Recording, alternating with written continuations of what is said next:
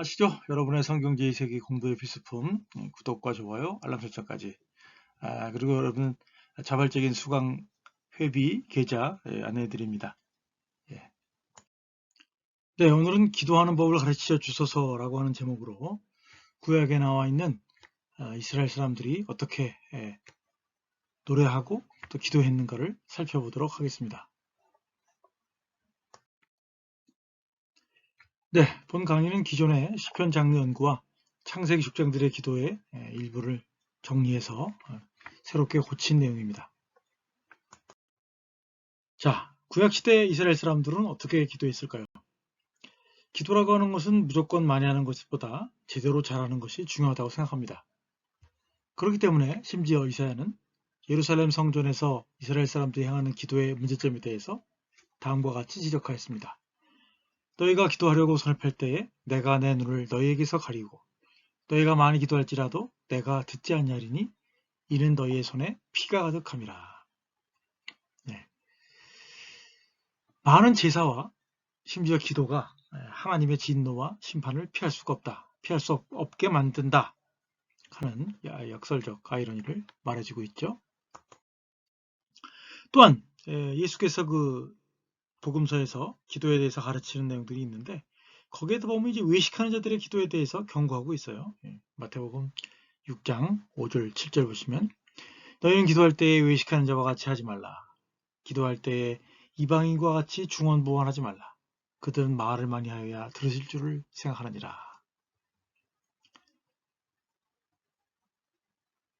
그래서 어떤 자랑하려는 기도, 사람 많이 모이는, 사람들이 지켜보는, 많이 보는 곳에서의 기도라든지 아니면 화려한 언변에 말을 많이 하는 기도가 하나님이 들으시는, 하나님이 기뻐하시는 기도가 아니다라고 얘기를 해주고 있는 내용이죠. 자, 그래서 오늘 강의 순서는 구약 시편에 나와 있는, 주로 이제 시편에 나와 있는 기도의 문학적 양식을 살펴보고 두 번째는 이제 기도의 용어들을 살펴보도록 하겠습니다.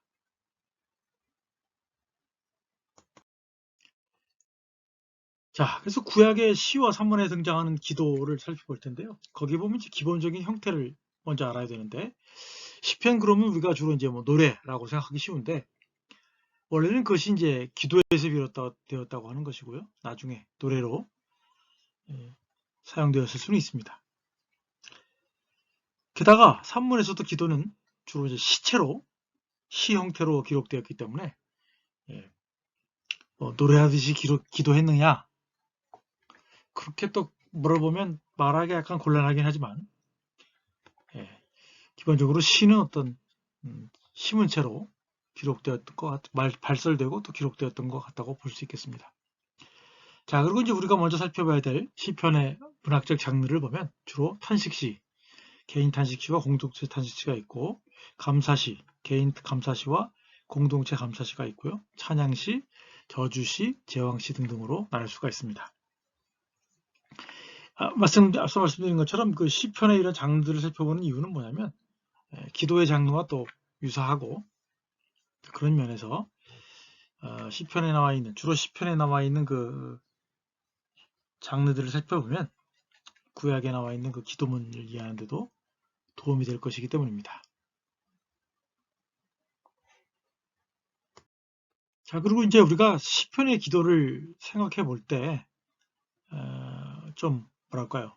우리가 이해하는 거하고 좀 거리가 있는 부분은 뭐냐면, 그러니까 구약의 시편의 기도가 기도로서 온전히 사용되지 못하는 이유 중에 하나는 이 클라우스 베스터만이라는 분이 말했듯이 탄식과 찬양은 기도의 결정적인 요소들이다. 무슨 말이냐면 탄식과 찬양을 같이 사용해야 기도에 대한 어떤 의미, 신학적 이해를 잘 할 수 있다라고 말하고 있다는 거죠. 자, 그래서 제가 이제 주로 오늘 살펴볼 내용은 탄식시와 감사시, 찬양시를 주로 살펴보도록 하겠습니다. 자, 개인 탄식시나 공동체 탄식시는 개인적인 영적인 죄의 고백은 있으나 사적인 상황이나 공적인 영역에서의 불평과 항의는 자제되고, 또 카톨릭에서 사적인 고백이나 죄의 고백이나 보석도 문제가 있지만 예배 가운데 비밀스럽게 하는 고백과 용서의 선언도 사실은 문제가 있다고 생각을 해요. 왜냐하면 죄의 고백이 공적이냐 사적이냐, 혹은 그것과 관련해서 자기가 어떤 죄를 속죄받는 그런 행위를 하느냐 안 하느냐의 문제도 있지만, 과연 자신의 죄를 고백하는 것이 과연 죄를 뉘우치고 거듭난 회개한 사람으로서의 삶을 살게 하느냐, 또 마찬가지로 죄라고 하는 것이 영적이고 개인적인 죄만 있느냐, 그런 면들을 생각해 본다면 어떤 기독교의 예절적인 측면에서 어떤 기도, 그 죄에 관한 부분, 예배에서의, 그리고 어떻게 이해하고 어떻게 그것을 해결해 가느냐 문제를 생각해 본다면 여전히 우리에게 주어진 숙제라고 생각할 수 있습니다. 또 마찬가지로 이제 감사시와 찬양시가 있는데, 이 뭐 감사시와 찬양시가 주로 이제 강조되는 현대 기독교의 그 문제점이라 할까요? 그게 일종의 긍정적인 사고방식, 뭐 믿음으로 행하는 거, 혹은 감사와 찬양을 꺼리를 만들어야 된다고 하는 그런 강박들이 또 오해되는, 잘못 사용되는 부분이라고 할 수가 있겠습니다. 자, 첫 번째는 이제 뭐 개인 탄식 시예요. 주어가 나이고요. 시편에서 가장 많이 등장하는 시라고 할 수 있겠습니다. 징벌에는 주로 이제 뭐 고난, 징벌이 주는 고난, 혹은 뭐 무고한 핍박과 같은 다양한 상황을 배경으로 하고 있습니다. 그러니까 무슨 말이냐? 어떤 재난이 단지 어떤 개인의 잘못으로 인한 징벌로도 나오지만 자신의 어떤 무죄함에 대한 외부 사람들의 핍박으로도 오기 때문에 그 두 가지 면을 다 고려해야 한다고 하는 거고요. 이 개인 탄식 시의 또 특징은 탄식으로 시작해서 어떤 구원에 대한 요구와 또 구원에 대한 확신, 감사로 마무리하고 있다는 거죠. 그래서 어떤 탄식을 했고 구원을 요구했는데 구원 신탁을 받았거나 혹은 개인이 어떤 구원에 대한 확신을 갖게 되기 때문에 감사의 요소로 마무리가 된다고 하는 거죠. 어쨌거나 이 개인 탄식 시는 이제 탄식을 하게 된 배경에 대해서는 알기가 어렵다는 특징이 또 있고요. 또 제가 앞서 말씀드린 것처럼 기독교 전통에서는 하나님한테 불평을 하는 것이 부적절하다고 보기 때문에 죄의 고백이나 죄 사함을 요구하는 것으로 더 이해가 되긴 있는데, 제가 앞서 말씀드린 것처럼 일단 자신은 무죄하지만 외부의 어떤 핍박이라든지 혹은 죄에 대한 고백의 문제라든지 그런 거를 얘기하는 그런 어떤 히브리인들의 전통과는 약간 거리가 있게 기독교의 전통이 가고 있는 것이 아닌가, 그렇게 해석이 되고, 앞서 말씀드린 것처럼 어떤 죄의 고백이나 죄 사함을 구하는 것이 영적이거나 개인적인 측면에서 더 적절하게 사용되고 있었던 것 같아요. 그래서 개인 탄식 시의 형식을 보면 첫째는 이제 하나님의 이름을 부르는 거고요. 또 자기 상황에 대한 탄식,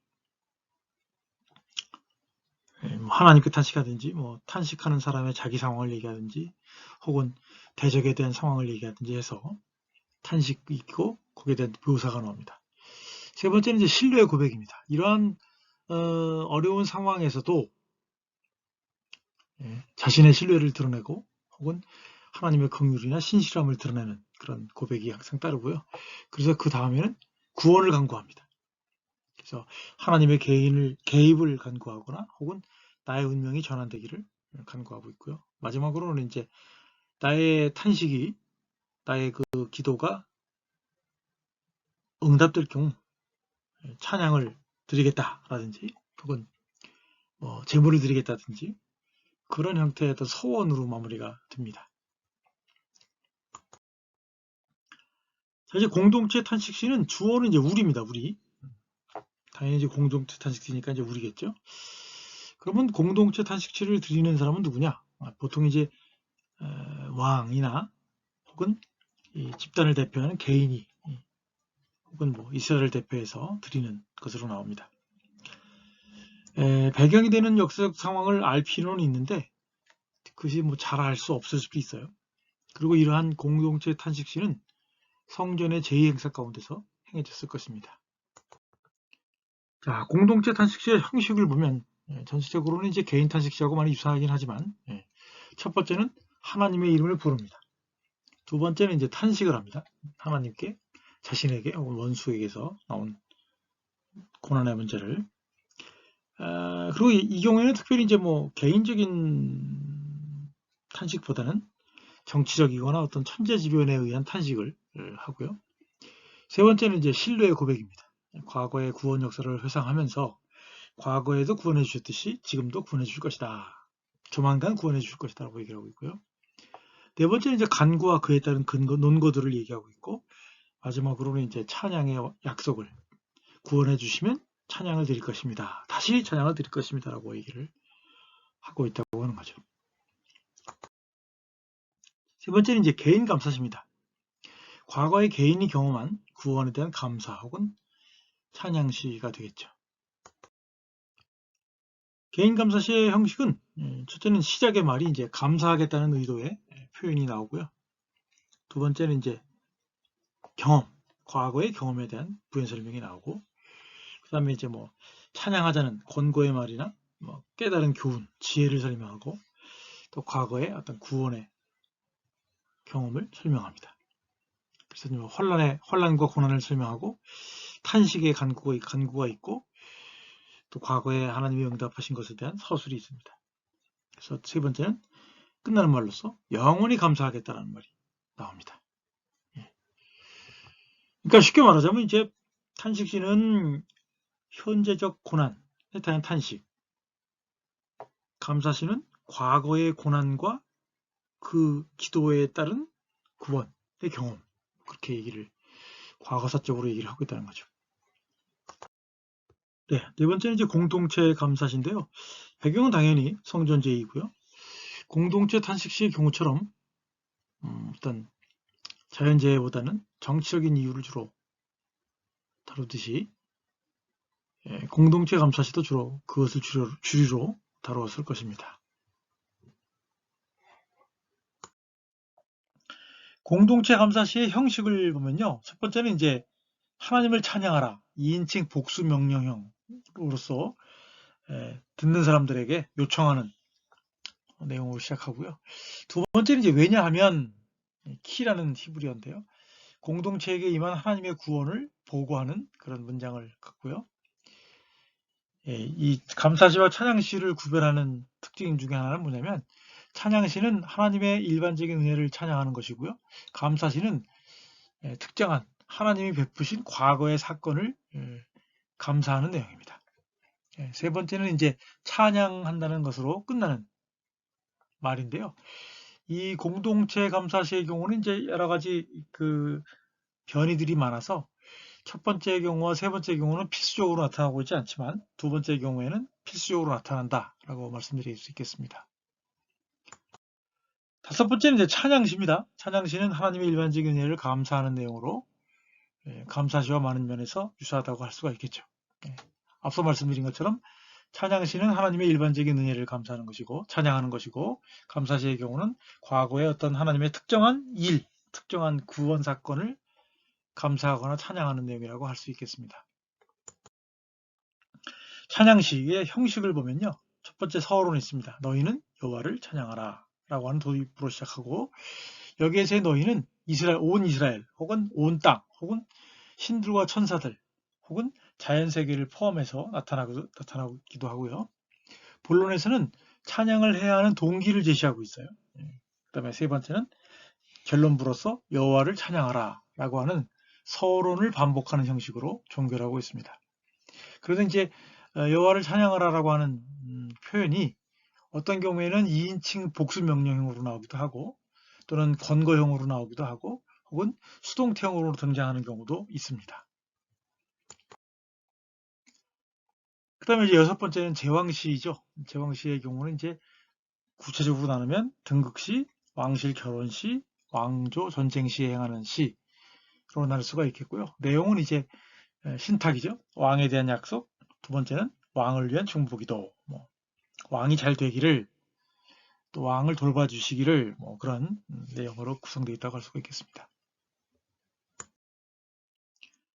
네, 지금까지 이제 기도문의 어떤 양식, 문학적 양식을 생각해 봤다면 이제는 기도에 사용되고 있는 어떤 동사 혹은 개념어를 한번 살펴보도록 할게요. 첫 번째는 이제 말하다입니다. 말하다. 아마르, 다바르. 가장 많이 사용되는 이제 히브리어의 이제 동사죠. 말하다. 보통 이제 환상이나 꿈이나 천사의 형태로 사람과 하나님 사이에 행하는 모든 대화가 기도는 아닙니다. 정확하게 말하자면. 특별히 기도자가 요구하는 바가 명확한 그런 목적이 있는 대화 혹은 독백만이 기도라고 할 수가 있겠습니다. 두 번째는 이제 아뢰다, 뭐 그런 얘기죠. 트필라, 팔랄. 하나님의 고려나 평가를 받으려고 하나님 앞에서 기도자가 한 가지 경우나 상황을 이제 말하는 경우를 의미합니다. 세 번째는 이제 아타르, 간청하다, 중재를 요구하다라고 하는 거죠. 기도자가 제3자를 위해 행하는 말로 모세의 기도에서 가장 자주 사용됩니다. 네 번째는 이제 카라입니다. 카라. 기도 가운데 하나님의 이름을 부를 때 혹은 피할 때 소리를 높여 부르는 것이 이제 카라라고 하는 동사를 사용합니다. 보통은 이제 사람들이 이 우리말 성경에는 이제 카라라고 하는 동사를 주로 이제 소리 지르다라는 식으로 번역을 해서 한국 교회의 통성 기도의 원형인 것처럼 주로 말을 얘기를 하는데, 카라라고 하는 말은 이제 이름을 부르다라는 말이지 소리를 높여 부르다라고 하는 표현에서는 잘 사용하고 있지 않다는 거죠. 다섯 번째는 이제 짜크입니다. 부르짖다라는 말인데 억압받는 자들의 절규의 문맥에서 사용됩니다. 그래서 이제 소돔과 고모라라든지 아니면 출애굽기의 이스라엘 사람들, 애굽에서 있던 이스라엘 사람들이라든지, 그 다음에 뭐 요나서에 나오는 백성들의 절규가 하늘에 계신 하나님의 눈앞에 이르렀다, 귀에 이르렀다는 식의 그걸 말하죠. 여섯 번째는 이제 비케시, 다라시라고 하는 겁니다. 하나님의 뜻을 알려고 말하는 것, 알려고 하는 행동, 뭐 그거 되겠죠. 일곱 번째는 이제 축복하다입니다. 축복하다는 이제 바라크고, 저주하다라는 말은 이제 아르르입니다. 이제 하나님께 축복 혹은 저주를 기원한다. 여덟 번째는 이제 서원하다, 네게르. 제가 앞서 위에서 말씀드린 것처럼 자기가 어떤 바라는 내용을 기도할 때 단지 거기서 그치는 것이 아니라 하나님이 그 기도를 들어주시면 어떤 것을 할 것입니다 라고 할 때 그게 소원하다 라는 뜻입니다. 자, 오늘은 이제 그 앞서 얘기한 것 중에 비케시 혹은 다라시라고 하는 단어를 집중적으로 한번 마지막에 살펴보도록 하겠습니다. 찾다 혹은 묻는다라고 번역됐죠. 이 단어들은 구약 기도의 문맥에서 또 의외로 많이 사용되었고요. 기본 형태는 하나님을 찾는다 라고 번역됩니다. 특히 기도가 심판을 회피하고 구원을 이루는 것으로도 사용됩니다. 특별히 아모스서 5장 4절 6절에 보면 나오죠. 너희는 나를 찾으라 그리하면 살리라. 너희는 여호와를 찾으라 그리하면 살리라. 이게 무슨 얘기냐? 찾지 않고 있거나 혹은 잘못 찾고 있는 경우를 지칭하는 거죠. 이 찾다라고 하는, 여호와를 찾다, 하나님을 찾다라고 하는 말의 확장 형태는 하나님의 이름을 찾다, 하나님의 말씀을 찾다, 하나님의 토라를 찾다, 하나님의 율법을 찾다, 하나님의 얼굴을 찾다, 그런 식으로 확장된 형태를 보입니다. 그래서 뭐 복음서에 보면 나오죠. 너희는 먼저 그의 나라와 그의 의를 구하라. 참 이 말은 잘 아는 것 같지만 잘 모르는 표현이에요. 이거는 단지 기도를 열심히 하라는 얘기인가? 그의 나라가 임하고 그의 의가 확립되게 해달라고 기도하라는 말이냐? 아니면 그게 어떤 건지를 구체적으로 알려달라는 말이냐? 이 야훼를 찾는다라고 하는 말은 신학적인 개념의 기원을 살펴보면 고대 근동 문맥에서 이 표현은 성전의 신상을 찾는다라는 뜻으로 사용되었으나 구약에서는 형상 없는 종교이기 때문에 여호와를 만나러 혹은 여호와께 물어보러 성전을 찾는다는 의미로 이해될 수 있겠습니다. 당연히 이것은 제의행위와 관련된 것서 하나님을 예배하라는 의미일 수도 있고, 이것은 회개와 관련하여 예배자의 태도와 행동의 변화를 초래하는 바른 예배를 드리라 라고 하는 것으로 이해할 수도 있겠습니다. 또 이와 비슷한 표현으로는 이제 여호와께 묻는다, 샤알 바 야훼라는 의미도 한번 생각해 볼 필요가 있겠죠.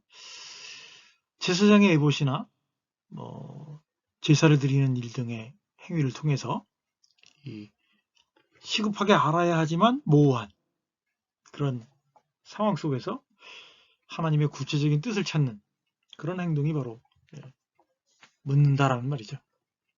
이처럼 하나님의 얼굴을 구하는 행위는 간구나 기도나 중재 행위를 통하여 하나님의 뜻을 명확하게 얻어지게 되는데도 사용됐다고 하는 거죠. 그래서 사무엘상 1장 20절에 보면 내가 여호와께 그를 요구하였다.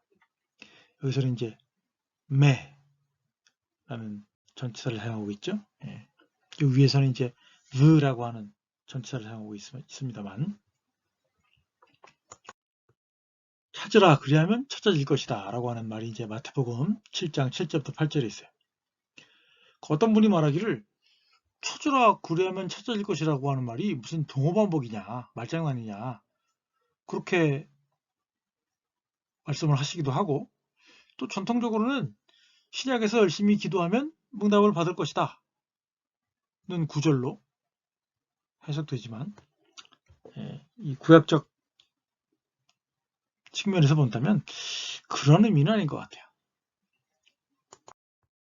이와 유사한 표현을 보면 이사야서 65장 1절에 나는 나에게 묻지 않았던 자들에게 대답될 준비가 되어 있었고 나를 찾지 않던 자들에게 발견되어졌다. 로마서 10장 20절에서는 이제 이방인들에게 이제 하나님이 행하시는 것을 얘기를 하는 것으로 보고 있지만 말입니다. 이거를 이제 다른 말로는 이제 혹은 나는 응답할 준비가 되어 있었으나 누구도 묻지 않았고 발견될 준비가 되어 있었으나 누구도 나를 찾지 않았다로 번역될 수도 있습니다. 그래서 하나님한테 모호한 것을 묻는 것, 하나님에게 명확한 것을 찾는 것, 그것이 이제 사실은 이스라엘 백성이나 예배자들에게 당연한 것인데, 권리자 의무인데 그렇게 안 하고 있다는 것을 지금 말하고 있는 것으로 이해할 수 있겠습니다. 자, 이러한 표현들, 샤알에서 다라시로, 바카슈에서 마자로 상응하는 것을 봤을 때 이게 단지 그냥 찾으라 그러면 찾아질 것이다, 어떤 행동을 하면 어떤 결과가 있을 것이다 라는 것이 아니라, 우리말 번역으로는 이제 이해하기가 쉽지 않은데, 이런 그 기도의 응답, 추구의 응답이라고 하는 것은 비케시로 표현된 행동의 목표를 발견하는 것이다 라고 하는 거죠.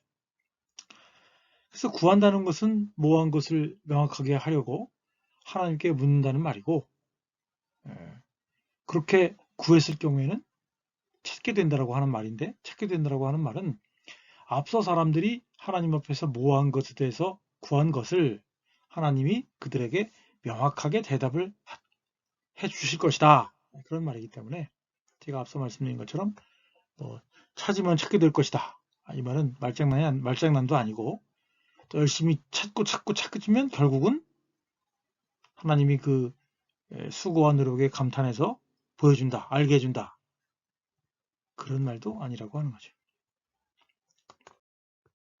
자, 정리를 해보면요, 기도를 통해서 하나님께 나의 불만과 어려움을 토로하거나 하나님의 행위와 은혜를 찬양하거나 하나님의 뜻을 구체적으로 알아보거나 하나님을 설득하기 위해 노력하는 것이었다는 거예요. 이제 문제는 구약시대에는 다양한 문맥과 도구들을 가지고 기도를 했으나, 문의를 했으나, 기독교 시대의 신자는 예수의 이름으로만 구하게 되어 있기 때문에 구약의 다양한 형태들, 신년과 꿈, 에봇이라든지 제사장이나 선지자의 조언이나 혹은 장르별로 다양한 기도를 하거나 혹은 특정한 장르를 폐지하거나 그런 수단들을 더 이상 이제 사용하지 않거나 등등, 과연 그 어떤 것이 계속되고 그 어떤 것이 중단되어야 하는가에 대해서는 우리가 좀 더 한번 다음 시간에 고민을 좀 해봐야 되지 않을까, 그런 생각을 갖게 됩니다. 자, 참고문헌은 시편과 이 어거스틴 파골로라는 사람이 쓴 족장들의 종교라고 하는 부분에서 그 기도 부분을 가지고 살펴보았습니다. 네, 감사합니다. 아시죠? 여러분의 성경제 2세기 공부의 필수품, 구독과 좋아요, 알람 설정까지. 그리고 여러분 자발적인 수강 회비 계좌 안내해 드립니다.